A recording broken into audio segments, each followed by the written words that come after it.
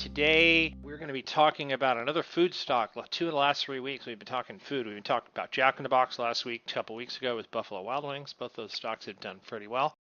This week, we're going to be talking about one of our favorite names, which is Popeye's Louisiana Kitchen. And let's go ahead and mark this chart up as we go along. It had a really strong move a couple of weeks ago post earnings, and it's kind of consolidated that move, and it looks like it's ready to move a little bit higher. One thing we need to notice here is that this resistance level that we had was tested recently off of that big sharp move.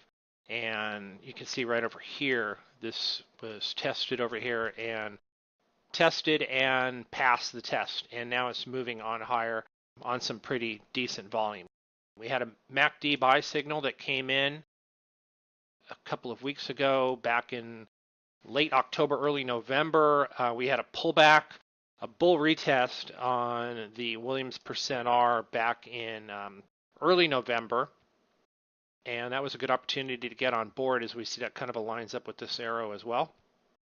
We're overbought, obviously, on the relative strength here, but what we'd like to see is a stock that is pushing higher better than the market. Now, the stock market has done extremely well since Election Day, which for Popeye's Louisiana Kitchen was right around this time over here. So this stock has moved up about 14% in that time frame. And again, post earnings. And the stock has done extremely well. We can see with a really high reading on relative strength, about 73 on there. It's doing much better than the rest of the market is. And again, we like a stock that when it shoots higher, it pulls back to test a range that it should find some support and should find some buyers, and this was it around the high 50s area, $58, $59 area.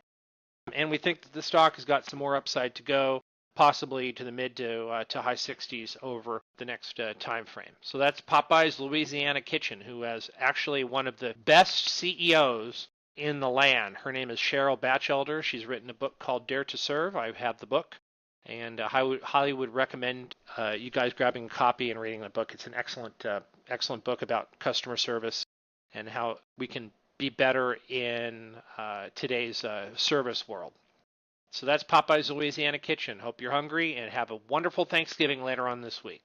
Thanks very much for watching, everyone, and I'll see you guys next time.